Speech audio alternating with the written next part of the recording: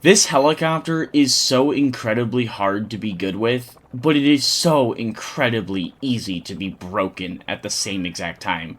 In this video, we're going to be talking about the H-34 and a very interesting missile that just makes it such a weird and unique helicopter. Before we dive into this video, I'd appreciate it if you guys hit that like button and subscribed. Only 11% of my current viewers are subscribed, and if we're going to have any chance at hitting 10k by the end of the year, I really need the help.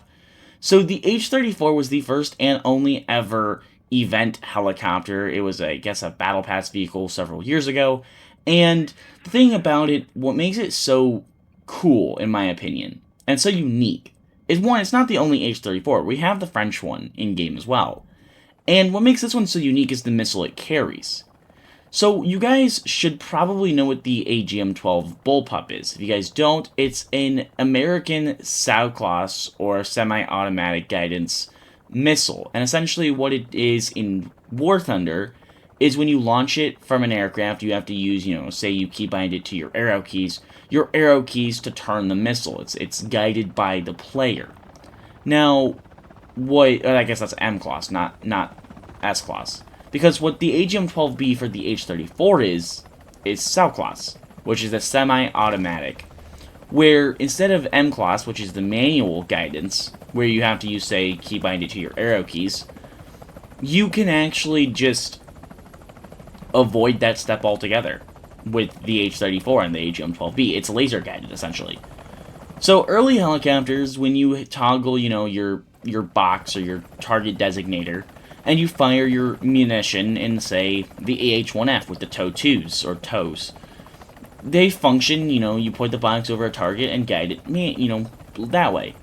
It's the same exact thing with this. So you've turned a missile that, in normal usage on, say, the F-5C, which is a manual-guided missile, now is semi-automatic, and it sits at an incredibly low BR, 8.0.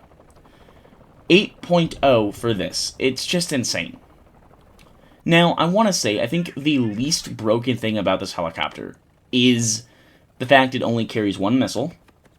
So, you get one missile, one chance to kill a target before you have to go land.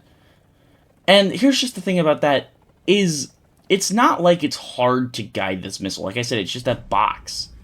Now, this is also where I said earlier, it's hard to be good in this helicopter, because that is also the skill thing. This missile is fast, and unlike the normal AGM-12s, it has less of an explosive head. I believe it's only 12 kilograms of explosive compared to, I think, the 20.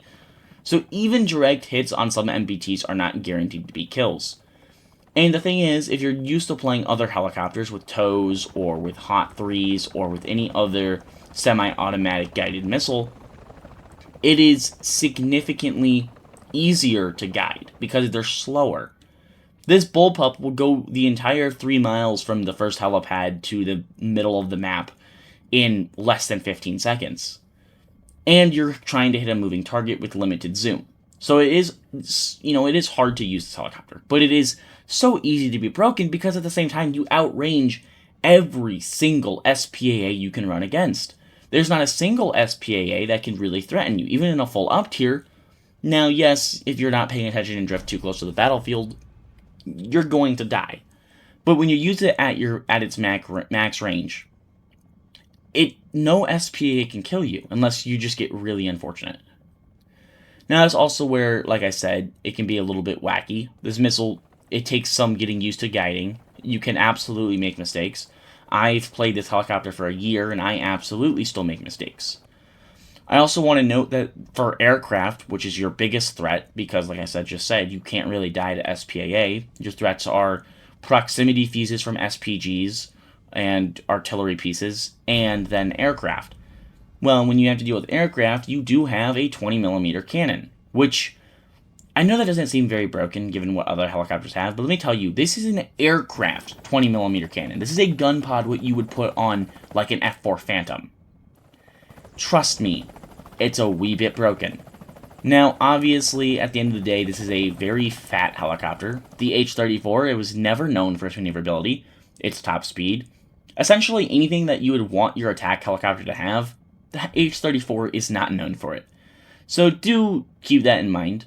Also, this helicopter is owned by, like, nobody. I mean, there's all, I think, a few thousand players that own it. If you want to buy it, you know, I think it's about, maybe it's $80 now. It's still up there in price. It's not a cheap helicopter. If you want it for an 8.0 to 8.7 lineup, I mean, be my guest. It's worth it, I will say. I've had a lot of fun with this helicopter. It is a learning curve, like I said earlier. It's very hard to be good in it, but it's so easy for this to be broken. It depends on the player. If you're skilled in helicopters, it might be worth it. If you're not, and it's not your thing, maybe stay away from this. If you want the free variant of this, which does not have the bullpup, but it does still have decent, like, AS-11 air-to-ground missiles, the French one is an option. I have also played it, and it can be enjoyable.